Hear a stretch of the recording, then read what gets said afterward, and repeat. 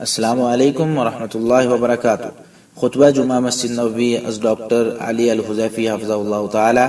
موضوع تاریخ سے سبق آموزی، انداز اور فوائد۔ ترجمہ شفقت الرحمان حفظہ اللہ تعالی، بتاریخ 17 رجب 1438 14 اپریل 2017۔ تمام تعریفیں اللہ کے لیے ہیں، وہ غیب جاننے والا اور دلوں کو پھیرنے والا ہے، وہی گناہوں کو بخشتا ہے۔ میں اپنے پروردگار کی نعمتوں پر اسی کی حمد و ثنا بجا لاتا ہوں، اس کی نعمتوں کا صحیح شمار بھی وہی کر سکتا ہے۔ میں گواہی دیتا ہوں کہ اللہ کے سوا کوئی معبود برحق نہیں، وہ یکتا ہے، اس کا کوئی شریک نہیں، تعریف اسی کی ہے اور وہ ہر چیز پر قادر ہے۔ اور میں یہ بھی گواہی دیتا ہوں کہ ہمارے نبی اور سربراہ محمد صلی اللہ علیہ وسلم اللہ کے بندے اور اس کے رسول ہیں۔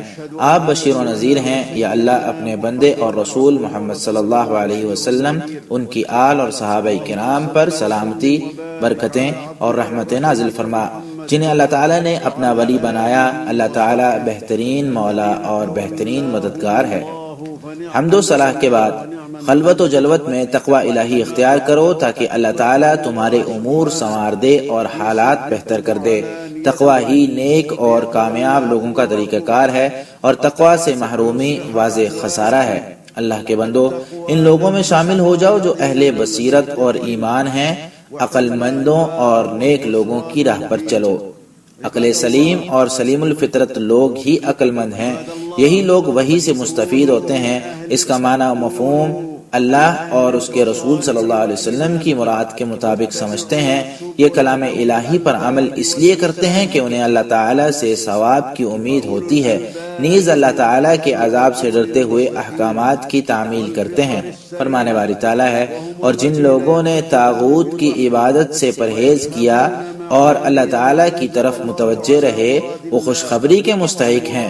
میرے بندوں کو خوشخبری سنا دیجئے جو بات کو کان لگا کر سنتے ہیں، پھر جو بہترین بات ہو اس پر عمل کرتے ہیں۔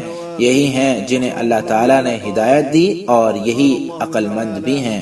سورۃ الزمر آیت 17 تا 18۔ عبرت حاصل کرنا اور سبق آموزی روشن ذہنوں کا خاصہ ہے۔ عبرت حاصل کرنا تجربہ کاری اور بصیرت کی علامت ہوتی ہے۔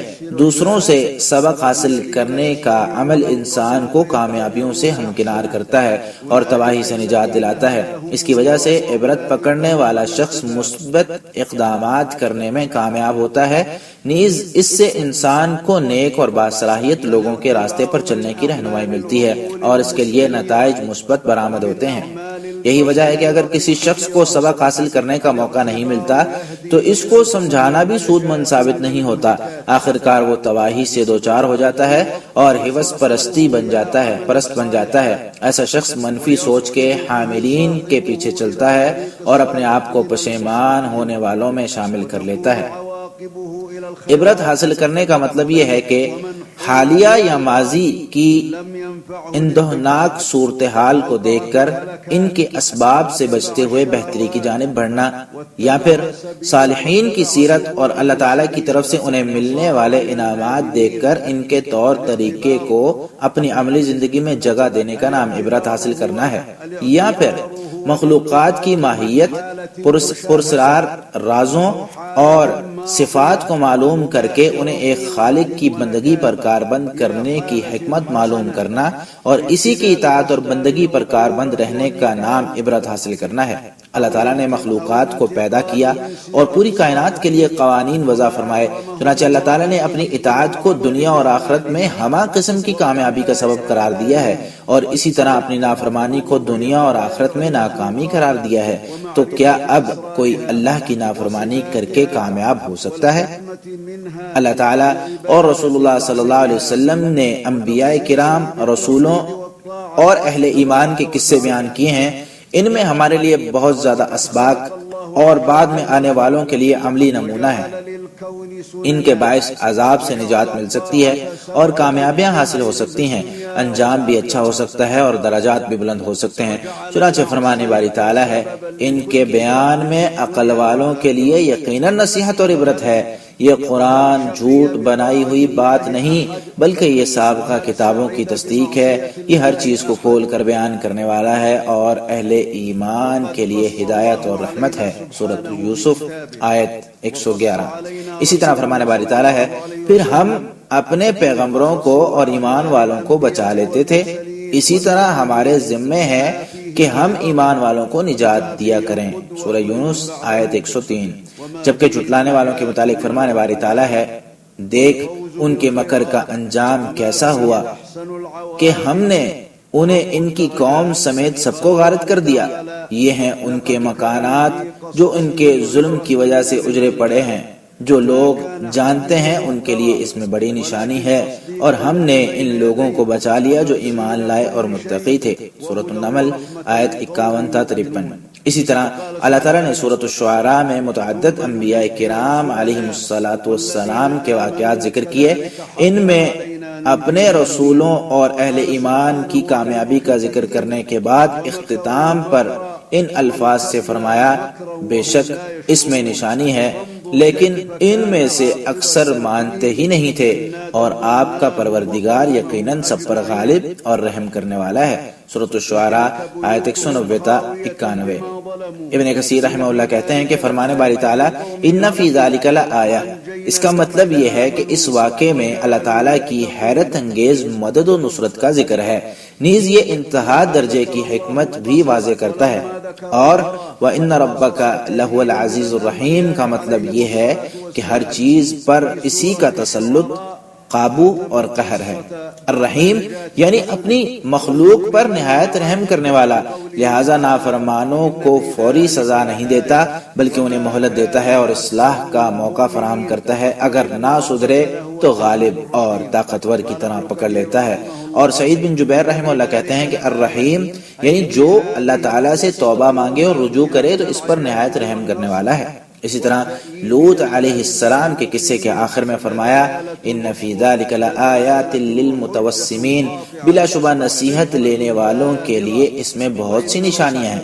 سورۃ الحجر آیت 75 کے متعلق قتادہ رحمہ اللہ کہتے ہیں، یعنی عبرت پکڑنے والوں کے لیے۔ تفسیر بغوی۔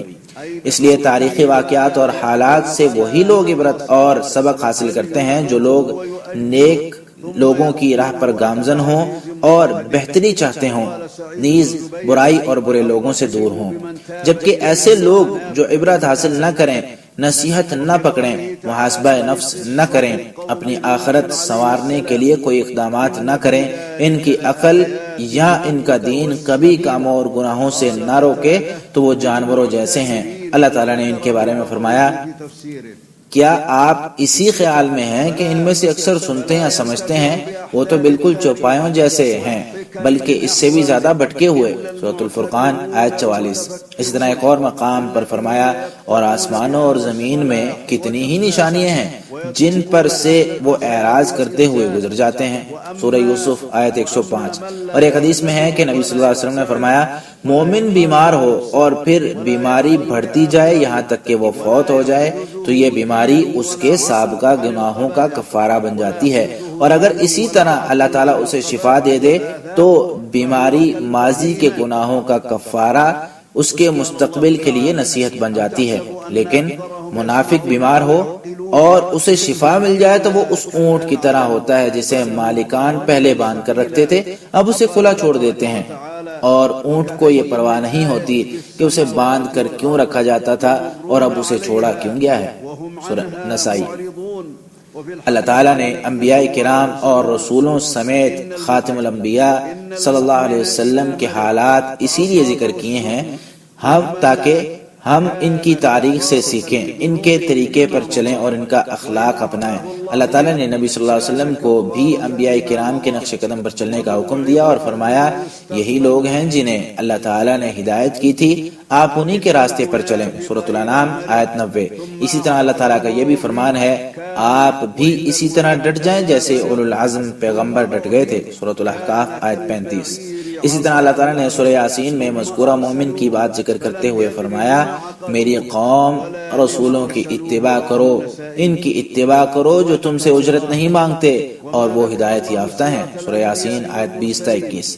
ہمارے نبی خاتم الانبیاء محمد رسول اللہ صلی اللہ علیہ وسلم، جن کے ذریعے اللہ تعالیٰ نے سابقہ تمام شریعتوں کو منسوخ فرمایا، آپ کو کامل ترین شریعت اور دائمی دین کے ساتھ مبعوث فرمایا، بلکہ آپ کی شریعت پر کاربند رہنے والے کے لیے دنیا اور آخرت میں خوشحال زندگی کی ضمانت بھی دی کہ اللہ تعالیٰ اسے خیر الخلق کے ساتھ جنتوں میں داخل فرمائیں گے۔ چنانچہ فرمانے والی تعالیٰ ہے، اور جو شخص اللہ اور رسول کی اطاعت کرتا ہے تو وہ ان لوگوں کے ساتھ ہوگا جن پر اللہ نے انعام کیا، یعنی انبیاء، صدیقین، شہیدوں اور صالحین کے ساتھ، اور ان کی رفاقت کے کیا ہی کہنے، اس سے بڑی اور کیا عزت افزائی ہو سکتی ہے۔ اتنے بڑے مقام کے مقابلے میں کوئی اور مقام ہو سکتا ہے؟ اور جس طرح اللہ تعالیٰ نے ہمیں انبیاء کرام اور اہل ایمان کے واقعات بتلائے کہ ہم ان کے راستے پر چلیں اور نجات کا راستہ اپنائیں، ان کی سیرت سے سیکھیں اور ان کے حالات و واقعات کو اپنی نظروں کے سامنے رکھیں، تو اسی طرح اللہ تعالیٰ نے حق جھٹلانے والوں، ضد اور ہٹ دھرمی پر قائم لوگوں کے حالات بھی بیان کیے ہیں، جنہوں نے دنیا کی زندگی کو آخرت پر ترجیح دی، حوث پرستی میں مگن رہے۔ ان کا تذکرہ اس لیے کیا کہ ہم ان لوگوں کو ملنے والی سزاؤں سے عبرت حاصل کریں، انہیں دنیا اور آخرت میں جو عذاب جھیلنے پڑیں گے ان سے سبق حاصل کریں، ان پر پڑنے والی پھٹکار سے بچنے کی کوشش کریں۔ فرمانے والی تعالیٰ ہے، اور ہم نے عاد اور سمود کو بھی غارت کیا، جن کے بعض مکانات تمہارے سامنے ظاہر ہیں، اور شیطان نے انہیں ان کے اعمال خوبصورت بنا کر دکھائے تھے اور انہیں راہ راست سے روک دیا تھا، حالانکہ وہ صاحب بصیرت تھے۔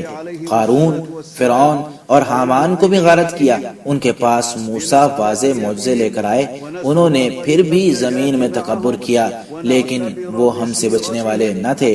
پھر ہر ایک کو ہم نے ان کے گناہ کے وبال میں گرفتار کر لیا، ان میں سے بعض پر ہم نے پتھروں کا می برسایا، بعض کو زوردار سخت آواز نے دبوچ لیا، بعض کو ہم نے زمین میں دنسا دیا، اور ان میں سے بعض کو ہم نے ڈبو دیا۔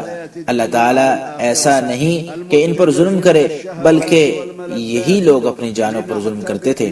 سورۃ العنکبوت آیت 38 تا 40۔ اسی طرح فرمانے باری تعالیٰ ہے، تمام نے رسولوں کو جھٹلایا تو میری طرف سے وعید نازل ہو گئی۔ سورہ قاف آیت 14۔ بنو نذیر کے قصے میں اللہ تعالیٰ نے فرمایا، اے بصیرت والو عبرت پکڑو۔ سورۃ الحشر آیت 2۔ منکرین رسالت اور مجرموں کی انبیاء کرام علیہ السلام کے ساتھ کارستانیاں لوگوں میں مشہور و معروف ہیں۔ یہ کارستانیاں لوگ نسل در نسل ایک دوسرے کو بتلاتے آئے ہیں، چنانچہ تمام واقعات اللہ تعالیٰ کے احقاق حق اور اہل حق کی تائید کے لیے بڑی دلیلیں ہیں۔ ان واقعات سے معلوم ہوتا ہے کہ توحید کی پہچان اور دعوت توحید کے لیے، اسی طرح موحدین اور ان کے بہترین انجام کے لیے اللہ تعالیٰ نے کس طرح سے مدد نازل فرمائی کہ باطل اور شرکیہ امور کی بیخ کنی ہو سکے اور لوگوں کا ان سے بچنا ممکن ہو۔ مخلوقات کی فطرت سے سبق حاصل کرنا، ان کی صفات اور رنگ ڈھنگ سے نصیحت لینا، ان کی بے مثال تخلیق پر غور و فکر کرنا، ان تمام امور کا مقصد اور ہدف یہ ہے کہ اللہ تعالیٰ کی وحدانیت کا اقرار مزید پختہ ہو، عبادت اور اطاعت صرف اللہ تعالیٰ کی ہو، کیونکہ جو پیدا کرتے وقت اکیلا تھا وہی تنہا معبود برحق ہے۔ فرمانے والی تعالیٰ ہے، تمہارے لیے تو چوپایوں میں بھی بڑی عبرت ہے کہ ہم تمہیں ان کے پیٹ میں موجود گوبر اور لہو کے درمیان سے خالص دودھ پلاتے ہیں جو پینے والوں کے لیے سہتا پچتا ہے۔ سورہ نحل آیت 66۔ اسی طرح فرمایا، اللہ تعالیٰ ہی دن اور رات کو رد و بدل کرتا رہتا ہے، آنکھوں والوں کے لیے اس میں یقیناً بڑی بڑی عبرتیں ہیں۔ سورۃ النور آیت 44۔ اسی طرح فرمایا، آپ کہیں تم غور کرو کہ کیا کیا چیزیں آسمانوں اور زمین میں ہیں، جو لوگ ایمان نہیں لاتے ان کو نشانیاں اور دھمکیاں کچھ فائدہ نہیں پہنچاتی۔ سورہ یونس آیت 101۔ مسلمان کی جانب سے مخلوقات کے بارے غور و فکر عبادت کا درجہ رکھتا ہے، اور ان مخلوقات سے عبرت حاصل کرنے پر مسلمان کو ایمان و یقین کی دولت حاصل ہوتی ہے۔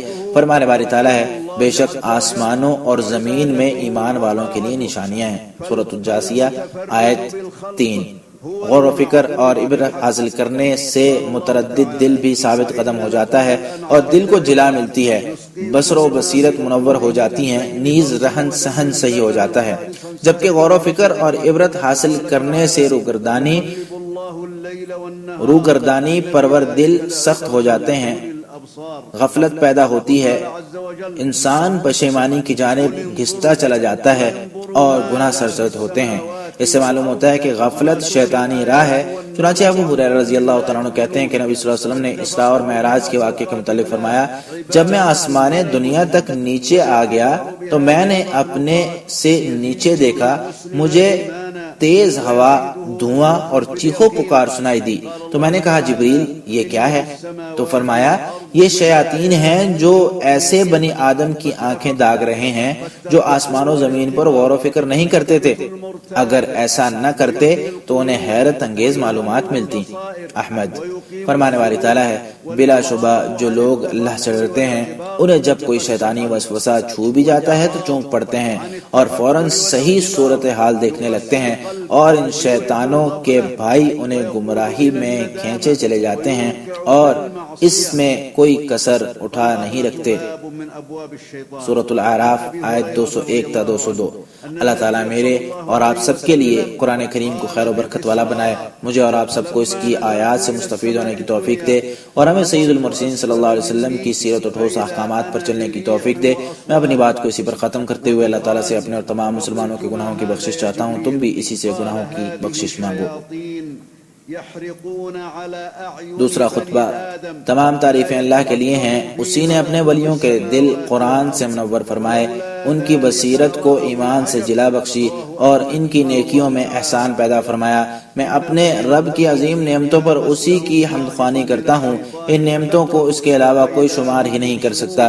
میں گواہی دیتا ہوں کہ اس کے علاوہ کوئی معبود برحق نہیں، وہ اکیلا اور تنہا ہے، اس کا کوئی شریک نہیں، اسی کی بادشاہی ہے، تعریفیں بھی اسی کی ہیں، وہی نہایت مہربان اور رحم کرنے والا ہے۔ میں یہ بھی گواہی دیتا ہوں کہ ہمارے سربراہ اور نبی جناب محمد صلی اللہ علیہ وسلم اس کے چنیدہ بندے اور رسول ہیں۔ آپ کو خصوصی جوامع الکلم اور قوت گویائی عطا کی گئی۔ یا اللہ اپنے بندے اور رسول محمد صلی اللہ علیہ وسلم، ان کی آل، صحابہ کرام اور ان کی اقتداء کرنے والوں پر اپنی رحمتیں، برکتیں اور سلامتی نازل فرما۔ حمد و صلاح کے بعد تقوی الہی اختیار کرو تو اللہ تعالیٰ تمہارے لیے زندگی میں بھی اور موت کے بعد بھی بھلائیاں جمع کر دے گا۔ اللہ کے بندو، اس سے پہلے کہ تمہارا حساب کیا جائے خود ہی اپنا محاسبہ کر لو۔ ہر ایک اپنے انجام کار اور موت کو مد نظر رکھے۔ جس قدر دوسروں سے سیکھو گے تمہاری غلطیاں اتنی ہی کم ہو جائیں گی۔ گناہوں اور نافرمانیوں سے بچ کر رہنے والا سلامتی والی زندگی گزارے گا، اس کا خاتمہ بالخیر ہوگا۔ دوسروں کو دیکھ کر نصیحت پکڑنے والا سعادت مند، اور جس کی حالت سے لوگ عبرت پکڑیں وہ دھوکہ زدہ ہوتا ہے۔ اللہ تعالیٰ نے حالات و واقعات سے نصیحت نہ پکڑنے والے حوث پرست لوگوں کی مذمت فرمائی اور کہا، انہوں نے اسے جھٹلا دیا اور اپنی خواہشات ہی کی پیروی کی، حالانکہ ہر کام کا ایک وقت مقرر ہے۔ ان لوگوں کو پہلی قوموں کی خبریں مل چکی ہیں جن میں کافی وافی تنبیہ ہے۔ سورۃ القمر آیت 3 تا 4۔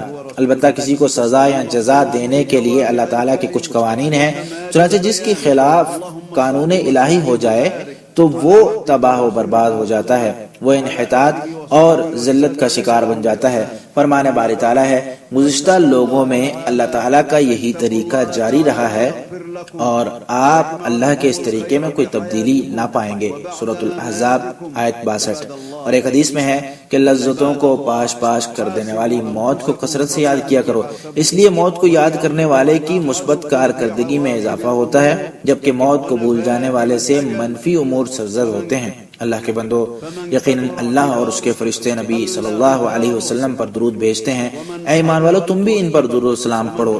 سورۃ الاحزاب آیت 56۔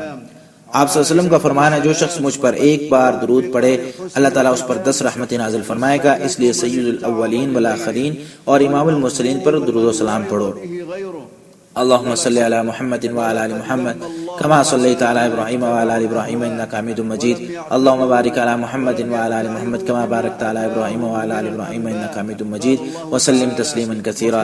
یا اللہ تمام صحابہ کرام سے راضی ہو جا، یا اللہ ہدایت یافتہ خلفائے راشدین ابو بکر، عمر، عثمان، علی اور تمام صحابہ کرام سے راضی ہو جا۔ یا اللہ ہم تجھ سے سوال کرتے ہیں تو اگلے پچھلے تمام گناہ معاف فرما دے۔ یا اللہ ہم تجھ سے سوال کرتے ہیں کہ تو ہمارے اگلے پچھلے خفیہ اعلانیہ اور جنہیں تو ہم سے زیادہ جانتا ہے تمام گناہ معاف کر دے۔ تو ہی ترقی اور تنزلی دینے والا ہے، تیرے سوا کوئی معبود نہیں۔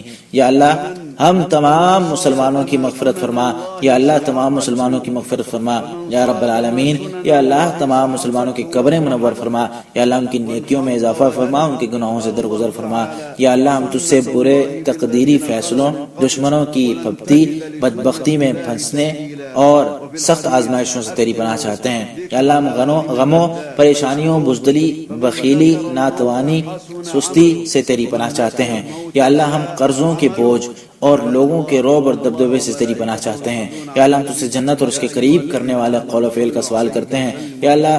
ہم تیری رحمت کے صدقے جہنم اور اس کے قریب کرنے والے قول و فعل سے تیری پناہ چاہتے ہیں یا ارحم الراحمین۔ یا اللہ ہمیں اور ہماری اولاد کو ابلیس، شیطان، شیطانی چیلوں اور شیطانی لشکروں سے محفوظ فرما یا اللہ۔ مسلمانوں کو شیطان مردود، شیطانی چیلوں اور شیطانی لشکروں سے محفوظ فرما، بے شک تو ہر چیز پر قادر ہے یا اللہ۔ ہمارے دلوں کو نفاق سے پاک فرما یا اللہ۔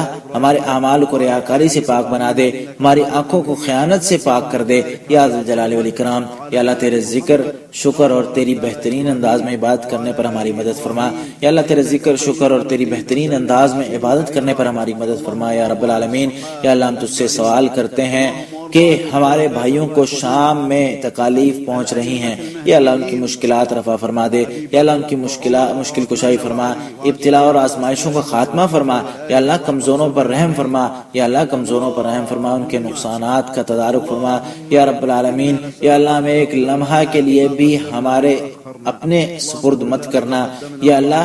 ہمارے تمام معاملات سنوار دے یا اللہ۔ ان پر ظلم ڈالنے والوں پر اپنی پکڑ نازل فرما یا اللہ۔ ان پر ظلم ڈالنے والوں پر اپنی پکڑ نازل فرما یا اللہ۔ ان پر ظلم ڈالنے والوں کے لیے معاونت پیش کرنے والوں پر بھی اپنے پکڑ نازل فرما یا رب العالمین یا اللہ۔ مسلمانوں سے تنگیوں کے بادل چھٹتے یا اللہ۔ ہمارے کمزور مومن بھائیوں کی مدد فرما یا اللہ۔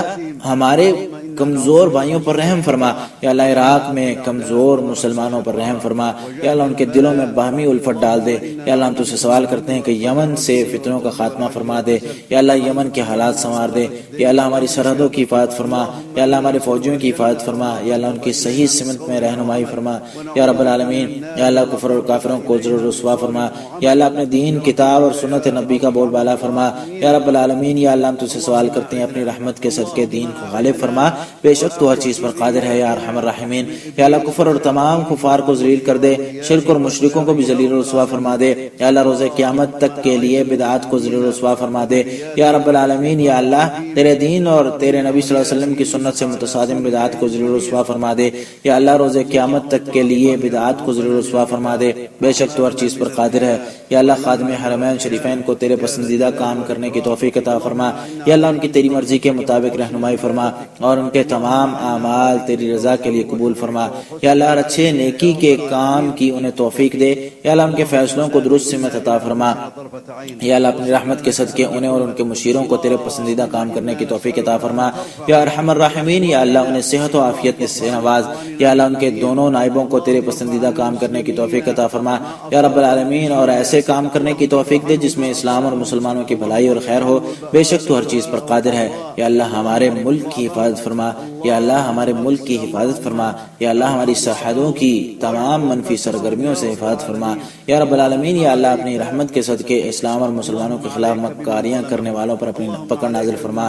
اللہ کے بندو، اللہ تمہیں عدل و احسان اور قریبی رشتہ داروں کو دینے کا حکم دیتا ہے اور تمہیں فحاشی، برائی اور سرکشی سے روکتا ہے۔ اللہ تعالیٰ تمہیں باز کرتا ہے تاکہ تم نصیحت پکڑو۔ اللہ تعالیٰ کی نعمتوں پر اسی کا شکر کرو تو وہ تمہیں اور زیادہ عنایت کرے گا۔ اللہ کا ذکر بہت بڑی عبادت ہے اور اللہ تعالیٰ کو تمہارے سب کاموں کا بخوبی علم ہے۔ إن الله وملائكته يصلون على النبي يا أيها الذين آمنوا صلوا عليه وسلموا تسليما وقد قال صلى الله عليه وسلم من صلى علي صلاة واحدة صلى الله عليه بها 10 وصلوا وسلموا على سيد الأولين صلوا وسلموا على سيد الأولين والآخرين وإمام المرسلين اللهم صل على محمد وعلى آل محمد كما صليت على إبراهيم وعلى آل إبراهيم إنك حميد مجيد اللهم بارك على محمد وعلى آل محمد كما باركت على إبراهيم وعلى آل إبراهيم إنك حميد مجيد وسلم تسليما كثيرا اللهم وارض عن الصحابة أجمعين اللهم وارض عن الخلفاء الراشدين الأئمة المهديين أبي بكر وعمر وعثمان وعلي، وعن سائر الصحب أجمعين والصحب والآل والصحب أجمعين. اللهم إنا نسألك أن تغفر لنا ما قدمنا وما أخرنا. اللهم اغفر لنا ما قدمنا وما أخرنا وما أسررنا وما أعلنا وما أنت أعلم به منا. أنت المقدم وأنت المؤخر، لا إله إلا أنت. اللهم اغفر لأمواتنا وأموات المسلمين، اللهم اغفر لأمواتنا وأموات المسلمين يا رب العالمين. اللهم نور عليهم قبورهم، اللهم ضاعف حسناتهم وتجاوز عن سيئاتهم. اللهم إنا نعوذ بك من سوء القضاء وشماتة الأعداء ودرك الشقاء وجهد البلاء. اللهم إنا نعوذ بك من الهم والحزن والجبن والبخل والعجز والكسل، ونعوذ بك اللهم من غلبة الدين وقهر الرجال. اللهم إنا نسألك الجنة وما قرب إليها من قول أو عمل، ونعوذ بك من النار وما قرب إليها من قول أو عمل، برحمتك يا أرحم الراحمين. اللهم أعذنا وأعذ ذرياتنا من إبليس وشياطينه وجنوده وأوليائه وأتباعه يا رب العالمين. اللهم أعذ المسلمين وذرياتهم من الشيطان الرجيم ومن أوليائه، إنك على كل شيء قدير. اللهم طهر قلوبنا من النفاق، وأعمالنا من الرياء، وأعيننا من الخيانة يا ذا الجلال والإكرام. اللهم أعنا على ذكرك وشكرك وحسن عبادتك. اللهم أعنا على ذكرك وشكرك وحسن عبادتك يا رب العالمين. اللهم لا تكلنا إلى أنفسنا طرفة عين، واصلح لنا شأننا كله. اللهم إنا نسألك أن ترفع عن إخواننا، اللهم ارفع عن إخواننا المؤمنين، اللهم ارفع عن المسلمين ما أصابهم في سوريا، اللهم ارفع عنهم ما أصابهم، اللهم اكشف عنهم البلواء والضراء، اللهم ارحم ضعفهم، اللهم ارحم ضعفهم واجبر كسرهم يا رب العالمين. اللهم عليك بمن ظلمهم، اللهم عليك بمن ظلمهم وبمن أعان على ظلمهم يا رب العالمين. اللهم اكشف البلواء عن المسلمين، اللهم ارحم ضعف إخواننا المؤمنين، اللهم ارحم ضعف إخواننا، اللهم ارفع ضعف المسلمين في العراق، اللهم ألف بين قلوبهم. اللهم إنا نسألك أن ترفع الفتنة من اليمن، اللهم أصلح أحوال اليمن، اللهم احفظ حدودنا، اللهم احفظ جنودنا وسددهم يا رب العالمين. اللهم أذل الكفر والكافرين، اللهم انصر دينك وكتابك وسنة نبيك يا رب العالمين.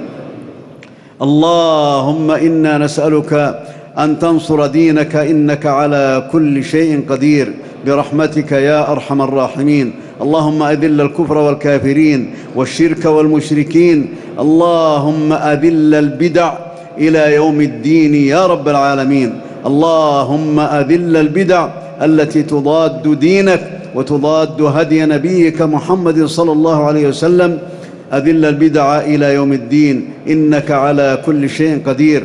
اللهم وفق خادم الحرمين الشريفين لما تحب وترضى، اللهم وفقه لهداك واجعل عمله في رضاك، وأعنه على كل خير يا رب العالمين، وسدد آراءه. اللهم وفقه ووفق بطانة لما تحب وترضى برحمتك يا أرحم الراحمين. اللهم ارزقه الصحة والعافية. اللهم وفق نائبيه لما تحب وترضى ولما فيه الخير يا رب العالمين، ولما فيه عز الإسلام والمسلمين، إنك على كل شيء قدير. اللهم احفظ بلادنا وحدودنا من كل شر ومكروه يا رب العالمين. اللهم عليك يا ذا الجلال والإكرام بمن كاد للإسلام والمسلمين برحمتك يا أرحم الراحمين. عباد الله، إن الله يأمر بالعدل والإحسان وإيتاء ذي القربى وينهى عن الفحشاء والمنكر والبغي يعظكم لعلكم تذكرون. فاذكروا الله على نعمه يزدكم ولذكر الله أكبر، والله يعلم ما تصنعون.